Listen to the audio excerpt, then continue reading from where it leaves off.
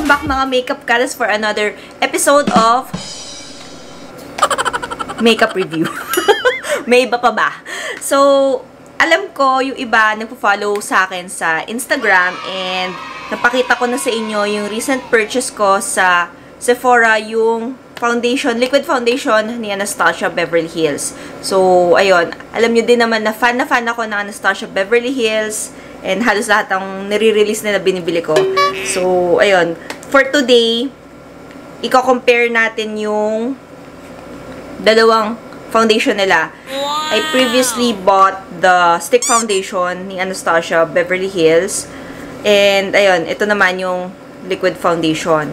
So, first, mapapansin natin sa packaging, masyadong malaki yung pinagbago nila. Mas naging edgy yung packaging nung bago compared dun sa luma na yung classic na matte box nila. Tapos, sa dati nila,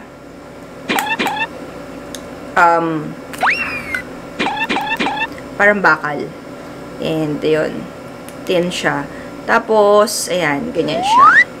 Yan yung dating stick foundation. Ayan. Nagamit ko na siya for a couple of times, pero hindi palagi kasi yung weather dito, hindi siya accommodate sa Pilipinas. Naglalapot. And ayan, moving on dito sa liquid foundation. Nasanay ako sa liquid foundation, especially dun sa MAC. Kung nanonood kayo ng vlogs natin, lagi yung ginagamit ko yung MAC na ano tawag doon? Studio Fix Fluid Foundation, yon. And ito na yung bago. Yung glass na siya. Tapos may pump. So, mas hygienic compared dito na talagang directly sinoswipe mo sa balat. Paano kung may nanghiram sa'yo na friend, na may pimples. So, ayun. Contaminated na kagad yung product. So, mas good job sila sa paglagay ng pump. And, syempre, dahil nga liquid foundation siya. So, okay din naman kesa yung binubuhos na ganon. Parang yung Fit Me ni Maybelline, hindi gusto yun. Mas gusto ko yung ganito na may pump. Kaya lang, yung pump niya kasi hindi bumabalik agad. Pag pinindot mo siya, kailangan mo pa siyang itaas para bumalik. Yun. Ewan ko kung ito lang yung may defect or lahat ng pump nila may problema. Pero ayun nga, yun yung nagreklamo ko sa kanya. And for the shades, medyo iba yung shades nila. Dito sa stick foundation, I am in warm porcelain. Tapos dito, I am 150W. And ayun. Yun lang. Wala naman siyang masyadong kakaibang scent. Medyo stronger lang yung scent niya kesa doon sa MAC na foundation ko or kahit doon sa Benefit na foundation ko or sa kahit anong na-try ko na foundation. Mas stronger lang siya pero tolerable. And ayun, pagdating naman sa consistency, tingnan natin. Ayan o, sabi sa inyo hindi siya bumabalik. Pag-compare natin yung dalawa.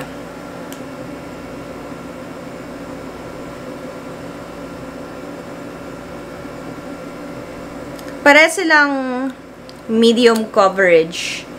Pero parang para sa akin, mas may coverage yung liquid foundation nila.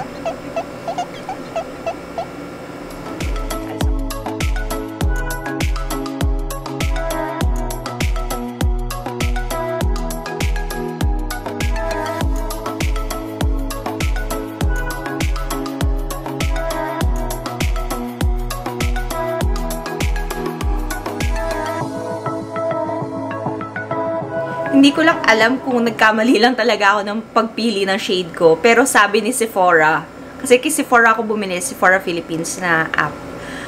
Dun sa shade finder nila, sabi niya, ako ay 150W. Pero kung sa mas malapitan na kulay, parang mas okay sa akin yung 150W compared dun sa warm porcelain. Kasi parang yung warm porcelain sa swatch, okay siya. Pero pag nilagay mo siya sa mukha, parang ang puti niya. Parang ganon. Tapos, na-test out ko na rin to ng mga 5 days. Walang daya, 5 days. And, na-try ko na rin siyang i-wear for the whole day, hanggang mag-gym, hanggang mag-jogging. And okay siya, yung Luminous na liquid foundation nila. Maganda siya, hindi siya nagki-cake, hindi siya humuhulas. Pero kapag nag-oil up yung mukha mo, mag-blot ka, dito lang naman nila. And ayun, tingin ko naman mga 16 hours, maganda pa rin siya. Lalo na kapag nag-spray ka ng dewy set. So, ayun, huwag nyo kakalimutan na mag-set ng mukha kapag gumamit kayo nitong liquid foundation na to. Kasi kasi dito sa Pilipinas, medyo parang humid yung weather eh. Parang ang oily niya kapag hindi mo siya sinet. Hindi ka mukha nito na pwede mo siyang, ito na lang yung gamitin. Ito na lang. Nang wala nang powder sa ibabaw. Ito, feeling ko kailangan. Para dito sa Pilipinas kailangan mo siyang iset. Hindi, malalagkit ka kapag hindi mo siya sinet. Pero pag sinet mo naman na siya, maganda na siya all day. Hindi na siya masyadong malagkit. Hindi na siya sticky, ganun. So, ayun, yun lang naman. Short review lang dito sa ating foundation. And last question, is it worth buying? Yes, it is.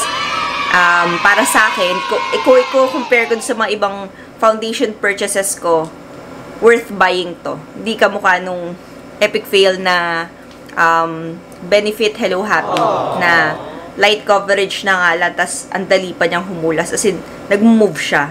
Ito hindi, pag sinet mo siya. So do not forget to set it with powder and you're good to go.